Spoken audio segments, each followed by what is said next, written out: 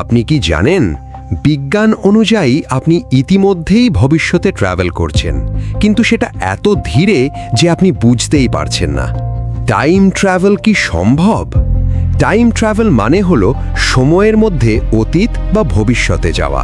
প্রথম সত্য, আইনস্টাইনের থিওরি অফ রিলেটিভিটি অনুযায়ী সময় সবার জন্য একই গতিতে চলে না।